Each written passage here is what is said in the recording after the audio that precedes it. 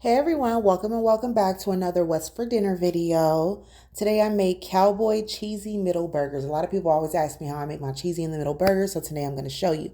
So if you'd like to know how I make my cheesy middle burgers, stay tuned. First, we're going to start with 1 pound of ground beef. I am using a 80/20. Now I'm going to break this into 4 sections. I do have a household of 5. However, my 5-year-old daughter, she does not eat meat unless it's chicken nuggets. We don't know why, but she just does not eat meat.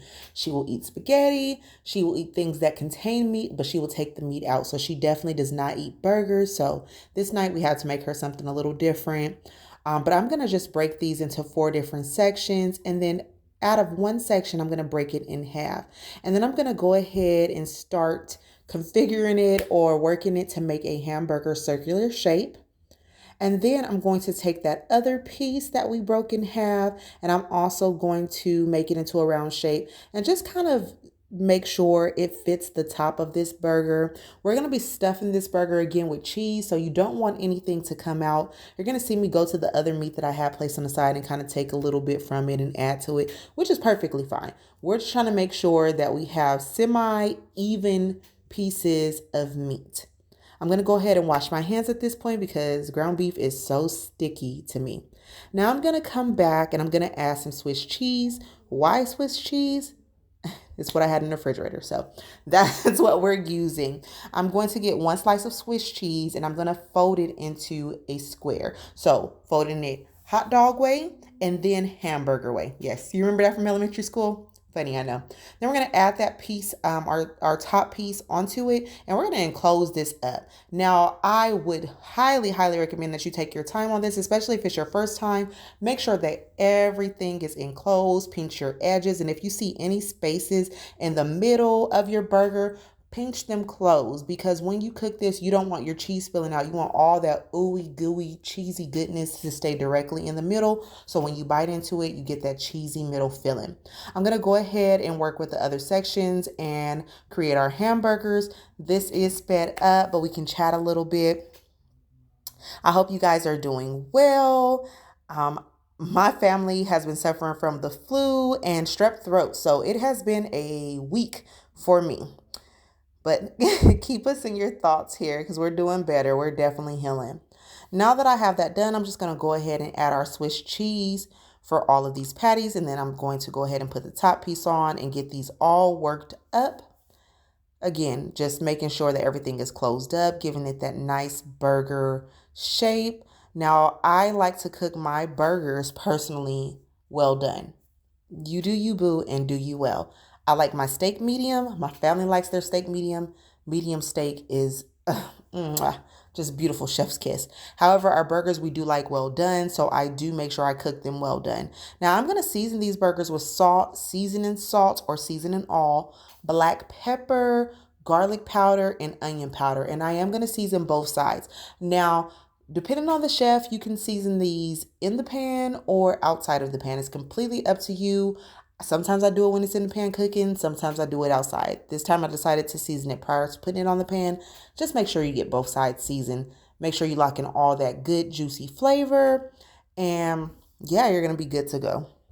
Now I have a hot pan set on medium to medium low. It is a non-stick skillet. I don't add any grease when I'm cooking ground beef because ground beef is pretty fatty in itself.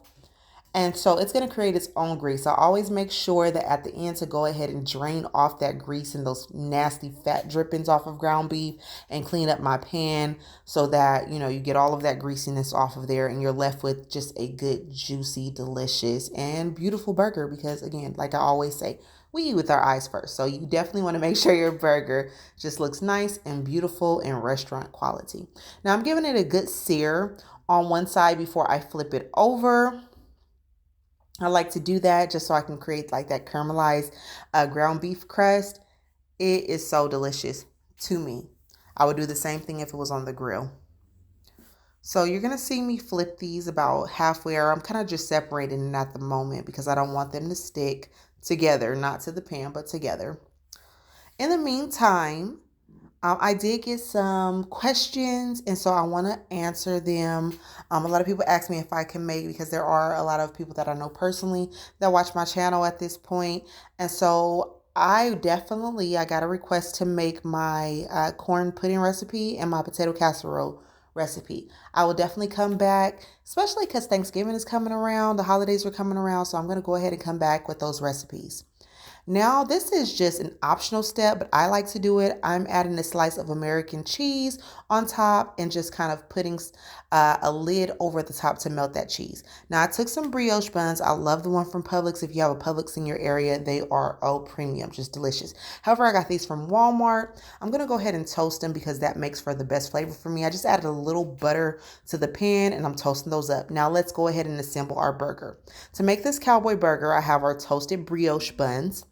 I'm going to add a little bit of mayo, and this is going to sound like a strange combination, but I promise you it is absolutely delicious. It just does something to it.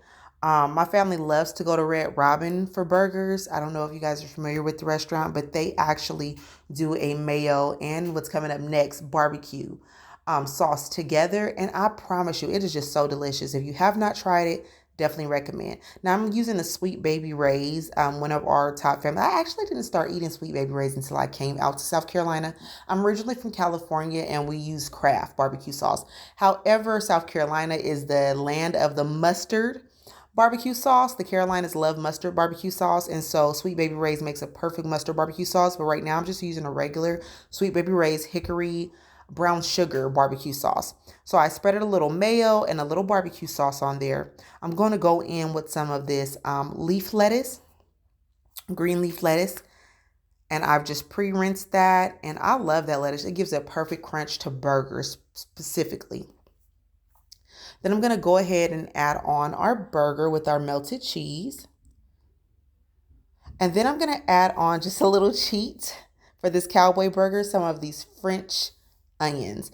Now, you could make your own onion rings, but again, I am a mother of three. I'm a full-time mother and I also work full-time and I also have a husband to take care of. So the quick, easy way to things is always a thumbs up in my book. I add those French onions on there. I'm going to go ahead and top this off. Yes, some of them fell off on the side, but that's a part of cooking. We can always clean up our plate later.